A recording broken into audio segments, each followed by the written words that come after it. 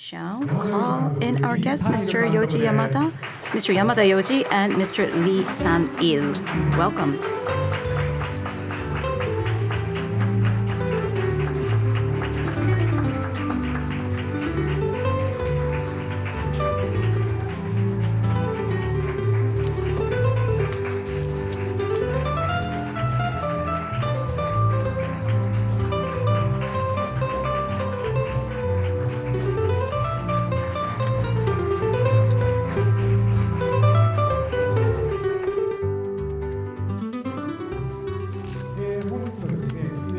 So today your interpreters will be Mihoko Imai and Chigusa Samura. And we are going to have Mr. Ishitobi serving as moderator for today. Yamada-san and Lee-san, thank you very much for coming today. So Kokuho, Mr. Lee's Kokuho latest film, is an enormous hit in Japan today. And it is great to be able to call in Mr. Lee for this session. And Mr. Yamada, your latest film is going to be released, Tokyo Taxi. So it's wonderful to have such two illustrious guests with us. So we would like to start off with a word or two from each of our panelists here. We shall start with Mr. Yamada.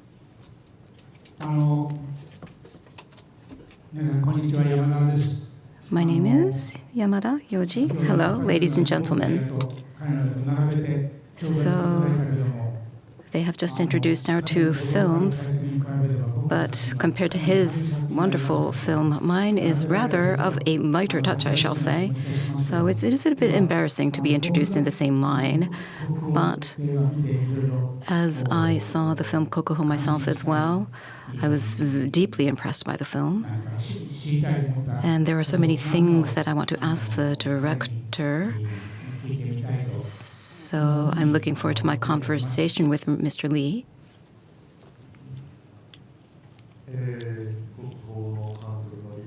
So my name is Lee San-il, and I am the director of Kokuho. Thank you for joining us this afternoon. When you look at Mr. Yamada's filmography, the sheer number of films that he's made, if I compare to my own career with him, I still have a very, very tiny career. Well, it's just quantity that I've been able to do. But yes, when you look at his career, one thing that I wonder is,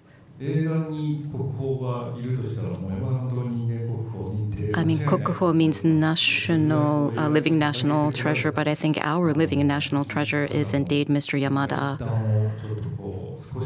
So if I can absorb anything that I can today, that I would be thankful. Well, today's theme is to talk about Kokuho, so we're going to be talking about his film. Yamada-san, Tokyo. We are also going to hopefully talk about Tokyo Taxi as well. So we would like to ask members of the press to refrain from photography. We do have a photo call at the end, so we ask for your cooperation. Thank you. So, first of all, shall we play the trailers of these two films? I think it would be better to have our members of the press watch the trailers of Tokyo Taxi and Kokuho before we resume the conversation.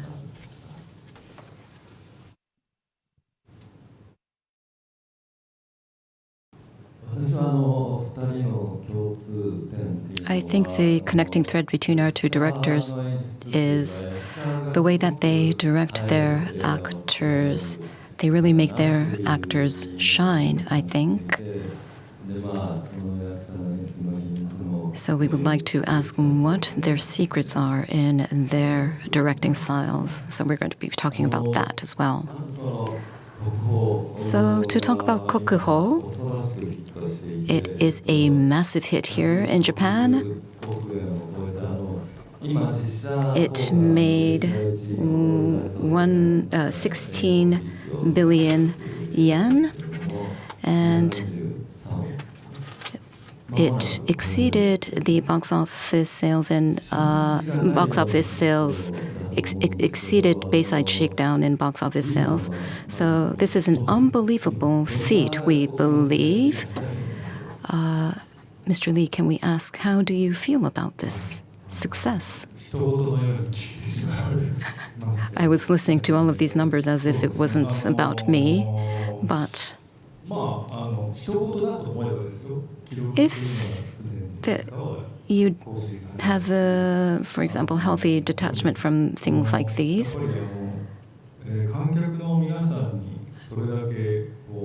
you can just leave those numbers alone, I think. But I think it is really the movies that answer to each era's audiences' wishes, what kind of films they want to see. I think those are the types of films that become hits. Mr. Yamada, as you said that you yourself saw Kokuho as well, what do you think about the film? Can we have some comments? Well,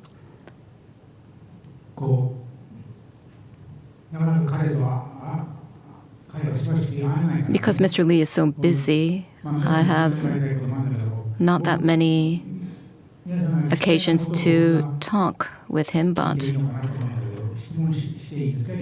may I take this opportunity to just ask a few questions of Mr. Lee? There are so many questions that I want to ask, but I would like to ask about the structure.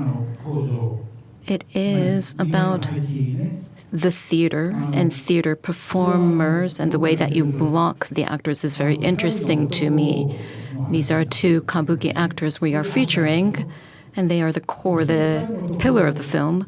And usually you would think that if there are two male protagonists, then you would have a female protagonist, and perhaps it would be a love triangle of sorts, but this is not that kind of structure.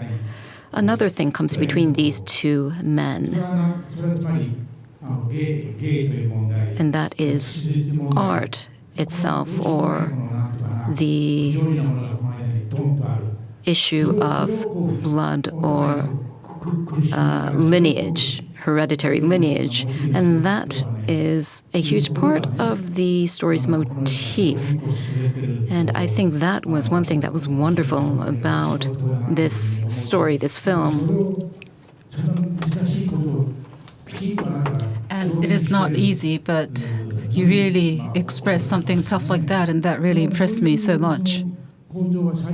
So this kind of structure, construction was in your mind from the very beginning? The original work done by Shuichi Yoshida, it was his invention. After Villain, the work Villain that I filmed, I had a desire that I wanted to film kabuki, the female part acted by the male in kabuki, but I didn't have the structure that you pointed out right now. It was Yoshida-san's idea. So it was an idea that was having two males, right? So the blood and also the artistic skill, the contrast was the structure that we built for this film together. And the contrast or the conflict, to me, was very interesting. And there's a lot of unfair or irrational things. But how the story would land and finish, how it would develop and land, was the question. Amadeus, for example, has jealousy there. Right. You're talking about that work, Amadeus. So it could be jealousy. It could be like deceiving each other. That was jealousy between two men. Right. That started to develop, and that's something that you would expect. But as you said, Yamada-san, because it was artistic skill, that was the thing that was between them. And they share it, and that's why they share the pain as well. It's not jealousy. It's more than jealousy. It's more something about like a connector of the two protagonists, and that's where the beauty sits. And that is something that I wanted to show at the later part of the work. So jealousy of fighting for a woman will land. There is an expected consequence, but your film is different, and that makes it even interesting because it's not just one man meeting over the other one. And both of their lives had ups and downs. When one's life was up, the other's is down, and those developed in reverse. It was not something that they could solve by themselves. They had these problems and challenges that were taking their lives over their lives. And at the end, they came to share the same landscape of the view. And because Onnagata, the kabuki female role acted by the male actors, it is so mysterious, and that was also an aspect that emphasized that drama. So this unreasonable pain and challenge that they fight against, that is the real unique piece of this work, I think.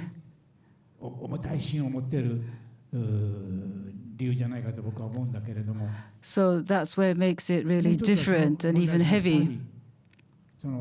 And the two actors, the protagonist, you had them play Onnagata.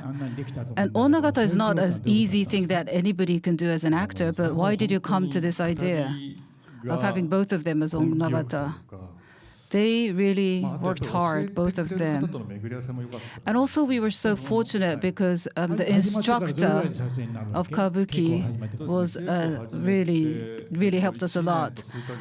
A year and a bit is the time that we spent on training them, and we started shooting. But on the days that we were not shooting, they would go training for Kabuki Onnagata. So they actually practiced for a year and a half. That's very long. But in other words, you can say that if you train for a year and a half, you can play an Onnagata in a film. But we really concentrated down to the real essences of what an Onnagata is, because the real Kabuki Onnagata actors, of course, spend long time. And at the beginning, they couldn't do anything. And in the Japanese traditional dancing, you have this kind of artistic performance skill of dragging your feet. That's the way you walk. And even that is so hard. And if you see them trying to practice from zero, you will feel even anxious. Are they going to be ready for the shooting? And because it was two of them, I think that really worked and helped because if it was a good kind of healthy competition, I think, because you can observe always the other person, and if he's doing better, you'll be motivated to catch up and improve. That's very interesting. So that could be a very interesting experience for both of them as well, I believe. So I really had them focus on practicing. So acting or preparing for the performance, the time was limited for that because they were spending more time on practicing kabuki. But actually, that time they spent together doing that really built their relationship. So a year and a half, you said. Where did the passion come from for them to drive them to stay focused on practicing kabuki for a year and a half when they're so busy? It came from their passion for this work, for this film, and also because of the respect to you. Well, yes, and also I think it was the timing. And because both of them are really becoming so successful in their career, they have been appearing already in the Taiga drama series, TV series, and that's also a very huge milestone in the career. But they also wanted to make another success like another achievement. That was their motivation. And I actually approached them quite a while ago. Like before, actually, we started this shooting like 5-6 years ago. I already made the offer. And officially, I convinced him that he has to play this role, otherwise we cannot make this film, I said. When I interviewed Yoshizawa-san, he said that he was not selected at the audition of Rage, Your Work, so he thought that he will never be selected. I had a good-looking actor in that work as well, but it was not about how pretty the face was, so I just didn't have a role for him. It didn't mean that I never desired him as an actor. It was not a question about his performance skills.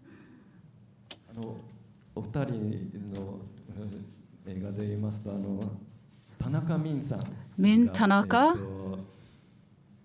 Mr. Min Tanaka, he is also playing an amazing role, a national treasure, an onnagata role in the work of Kokuho. And I'm sure that he's going to win all of the Best Supporting Actor awards at the end of the year. And the Twilight Samurai is where I was really first impressed by Min Tanaka. He used to be the Buto dancer, but it was a big decision for me to ask him to play that role. I couldn't find the right person. And then I was introduced him.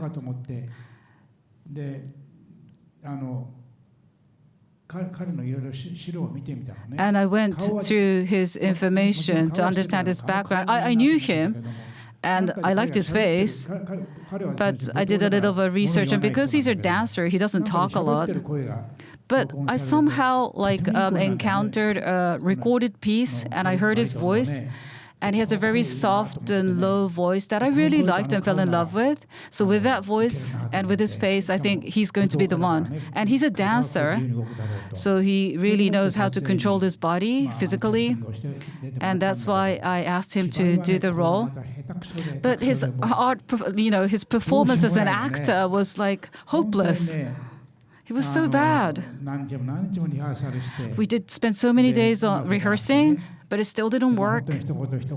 Every word, every line that he speaks, I had to really plant the way to talk in him. And that's how we made the film together. And since then, I'm so happy to see him successfully appearing in other films and TV series. And I do watch them sometimes. But he never makes progress in acting. When I met him the other day, I told him, your acting hasn't changed since the last 20 years. That is where he actually shines. You said that he was not a good actor. How is he not good? Well, his line reads are quite stale. It's quite cheap, shall I say, the way that he reads his lines. But if you've done some, and if you do that for 20 years, you become Ryu Chishu. And I said, perhaps you can continue your career and be the next Ryu Chishu in Japan.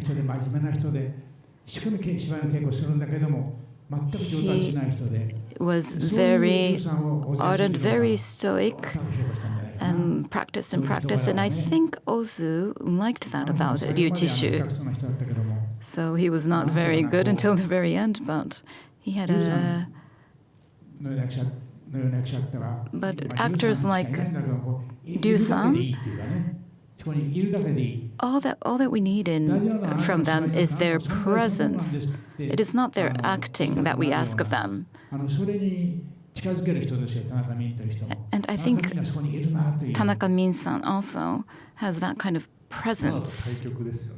So he's kind of he's the opposite of what a star is, in a sense. And was it? I didn't think he was such a bad actor, but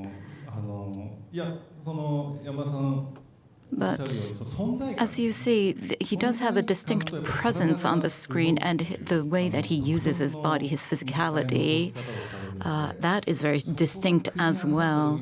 And when his presence and the way that he carries his body, something magical happens, and he has a very good voice as well. Yes, indeed. Mr. Lee, I've heard that you are quite strict on your actors, but with Mr. Tanaka Ming, what kind of direction did you give him? Well, I don't think I was very hard on Mr. Tanaka. Because he doesn't change his style, no matter the directing. Even if he tries to change his style, I don't think he is able to change. So the question becomes then, how do we utilize that? What do we do with the hand? What do we do with the tone of the voice? I was able to make a few suggestions on that part, and that was just enough. That hand movement, the way that he carried his hand, it was wonderful. Yes, well, that is indeed because he is a Buto dancer, the way that indeed his physicality is wonderful. How was his line reads? How was his dialogue? Well, he's quite distinctive, so quite a distinctive character and well, the part that he played was quite distinctive, but I think it matched his style very well. And he was very convincing for us to imagine that Oyama was that kind of person. And I think his gaze is also very powerful. Because he's a Buto dancer again, I think that gaze, the power of that gaze comes from that. I think it is a gaze that comes from somebody who has witnessed dancing or who knows dancing or who knows dance. But it's just his presence, isn't it? For example, if there is a rock or if there is a pine tree, he has that kind of bonsai kind of presence. This is something that it is very hard to hone as an actor. I think it's something that you are born with, perhaps. Talking of Tanaka Ming,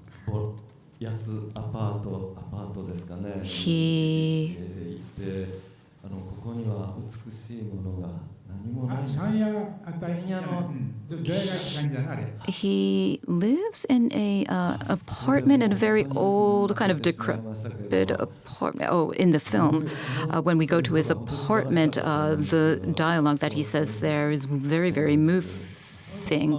What kind of direction did you give him in that scene? Well, it's included in the original novel, that scene. And that the character of it's very representative of the character of Mangiku. His style, he doesn't say much, but when he says something, he says something with a lot of weight that enlightens us. So the dialogue is based on the original novel in that sense, and Mr. Tanaka is just perfect for somebody like that. He doesn't say that some things that are easily digestible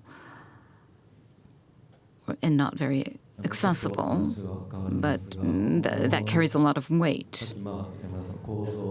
So you were talking about the structure of the film, and Yamada-san, you said you were very interested in the structure.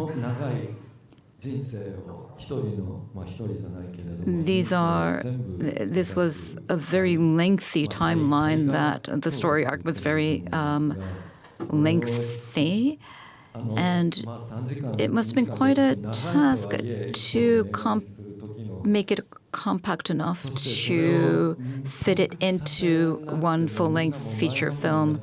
That was a little more or a little less than 3 hours, but everybody in the audience says that it did not feel very long.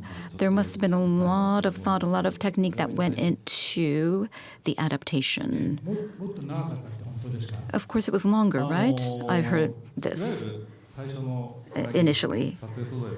Well, the initial footage, or the rough cut, was 4.5 hours, actually. Because the kabuki scenes, we shot double that length, so that alone would be an extra 30 or 40. So you kind of simmered it down to a little less than 3 hours then, yes. Usually I go at least 1 hour over that is originally planned, yes. But and so I need a very skilled editor. Mr. Yamada, in your case, do you kind of select the scenes beforehand? Is it premeditated? Well, when I was working at the Ofuna studio in Shochiku, there was a certain style, and Mr. Osu also carried that style. But what happened was this. The length of the film was already premeditated. So you wouldn't run over. It was like 8,000, 9,000. You work towards that goal. And Mr. Kurosawa, on the other hand, was quite different. He would roll the camera until he would be able to say, okay. And I think maybe you are more the Kurosawa type. Perhaps. So 4.5 hours, that is quite long indeed. It is quite a lengthy novel, isn't it? So you could serialize it, maybe serialize it for a streaming platform, for example, because there are so many these days. But Mr. Lee, you, from the get-go, wanted to make a feature-length film. And so that was... Well, yes, that was because I wanted to see it on the big screen. And also, if you were to be fidelious to the original novel, yes, it would probably be a serialized kind of series type of format, but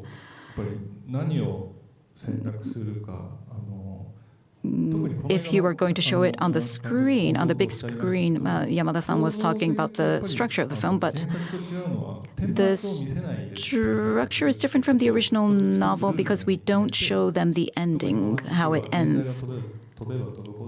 And we jump across the eras.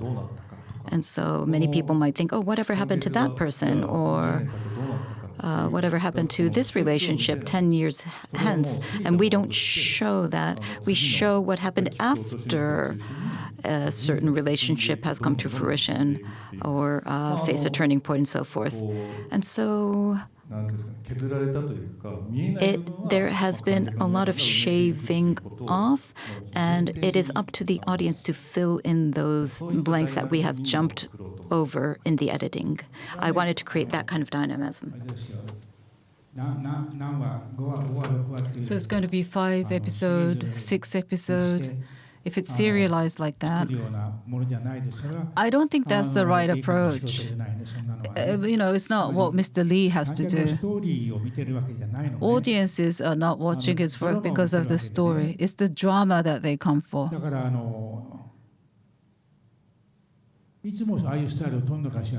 Is that always your style?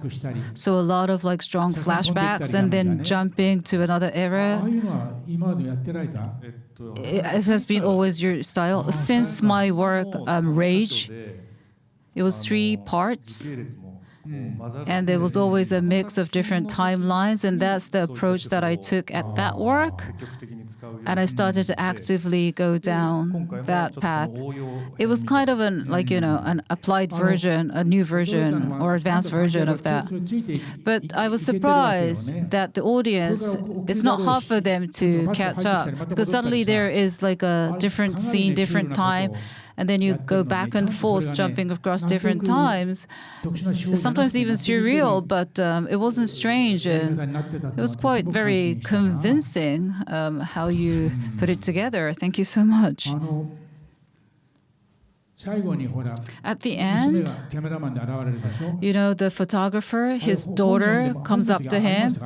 Was that a scene in the original novel as well? Does she come and confess that I'm your daughter? It's not written in that way specifically. But that was also a sudden jump. So do you put it together in that way during the editing phase? That was really impressive how you did it. So Kokuho originally was a very lengthy original novel, and turning that into a screenplay, yes, that's really amazing. But also, Mr. Yamada, your work, the latest work, Tokyo Taxi, has the original work, Paris Taxi, and it is a remade version. And when you were creating the screenplay, changing the location from Paris to Tokyo, there might have been a lot of efforts or thoughts that you put into it, I believe. So can I ask the same question about the construction of the structure of your work, your latest film? Well, if it's in Japan, it should be like this. It's as simple as that. It's not Paris, it's Tokyo. It's a Japanese taxi driver. It's a Japanese old lady. And I was just thinking then what should happen?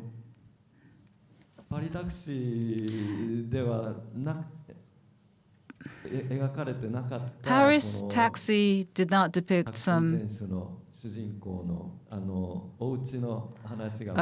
scenes inside the house of the taxi driver, but you did portray that in your version. He came back home after work and he was eating his meal. And that really made it Tokyo Taxi, not Paris, but it was Tokyo.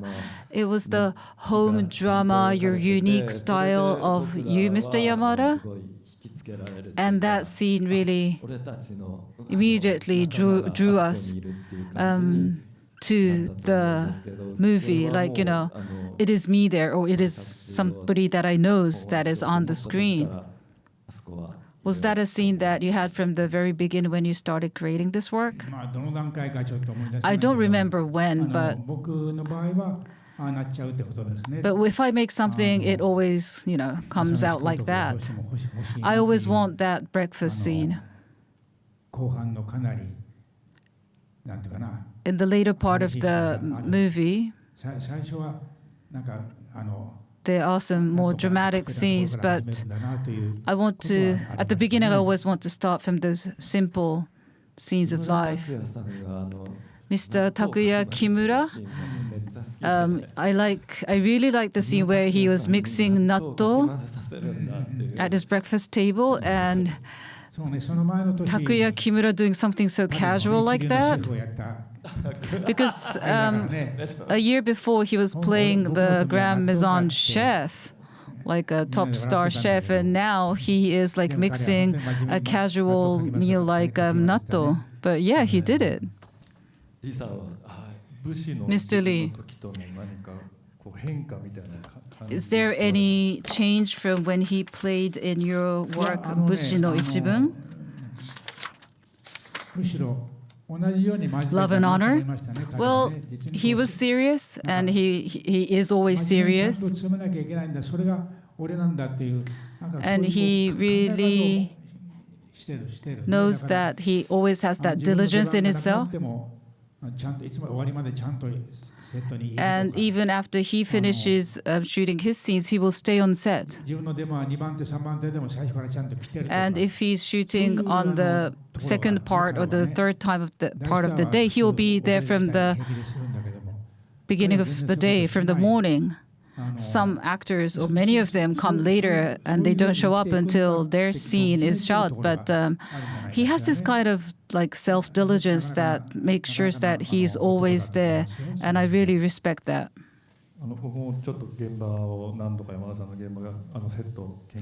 I fortunately had the chance to visit you on set, and I saw Mr. Kimura always there. I'm sorry.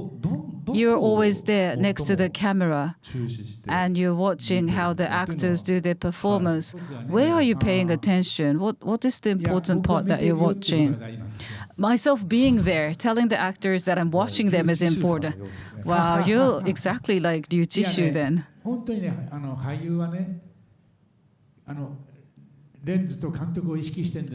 Actors are always conscious about the director and also the camera. Until you're the actor playing there, you don't know that.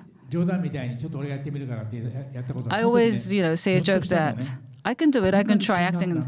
But then I was surprised. The camera and the director gives you real tension. You feel that you are watched. And that was really left a strong impression on me. And that's why I tell myself as a director, as a director, I have to be next to the camera watching them. If it's really not working, sometimes I step out. But you can't be a director just sitting in the room next door saying, okay, just go. If I'm the actor, I wouldn't like to work with the director like that. Can I go back to what we were talking about earlier? We don't need to talk about my movie. Let's talk about Kokuho. Okay? I think the one most thing that excited the audience of Kokuho is, I guess, there is one scene. Well, it's actually how the stage scene was shot. It's very novel or very new or extraordinary because I can explain it. There is this kind of like rule. Audience is here, stage is over here, and then the camera has to be looking in this direction, watching the stage. Even if it's like an orchestra or a musical concert, the camera is on the audience side and looking at the stage. For example, NHK or all the other broadcasting channels, that's all the broadcasters' standard direction of shooting is that way. So there's kind of a rule, because that was a rule that Mr. Akira Kurosawa insisted on. The camera should never be on the stage, he said.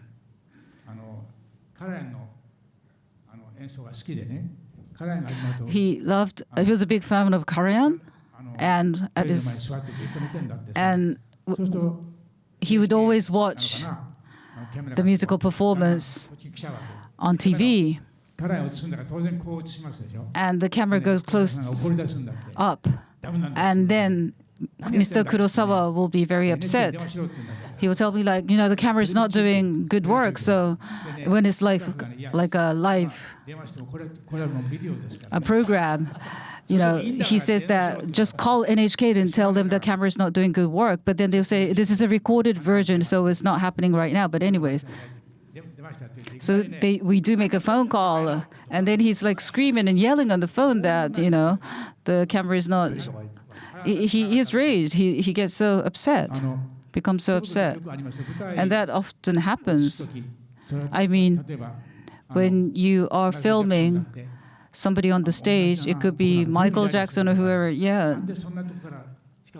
I also feel frustrated too, like the camera's getting too close to the object and there should be more distance. But anyways. But you have broken those rules, so to speak. But it's almost as if it was meant to be to have the camera be from behind the stage, showing the actors. with the audience in the backdrop. And the actors on the stage doing their performance, you can really feel their emotions. It's very tangible. And I thought this was something very rare and very new, very novel. And so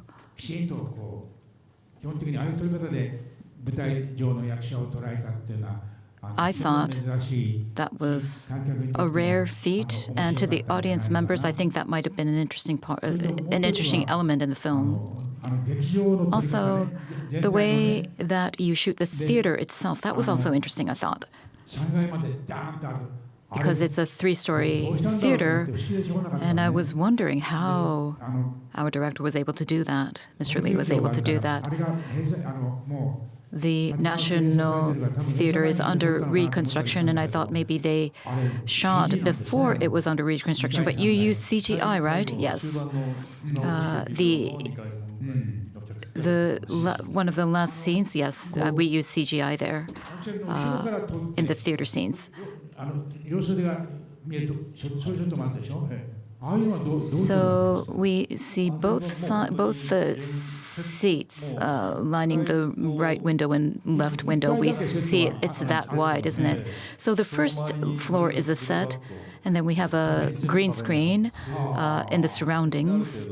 And it's quite difficult because you don't want it to overlap with the actors while they were doing their performances on stage, but we somehow were able to maneuver it. So that they could act flexibly. And we built the stage, yes. Of course, we were not able to build the ceiling, but we were able to build the walls up to the ceiling height. And the audience seats, so many seats there, but how did you arrange those seats? Well, that's supposed to be a secret, actually.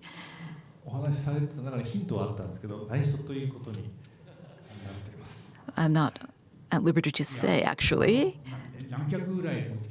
But how many seats? About 500, more than 500, I would say.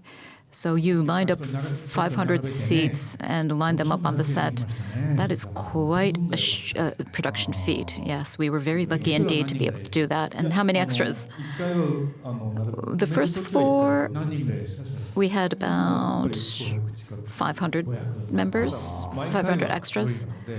But we were not able to do it every time, so we would use them sparingly, only at junctures at which it was completely necessary. Okay, we are running out of time, so in interest of time, we would like to move on to the Q&A session. お願いいたします。はい、ありがとうございます。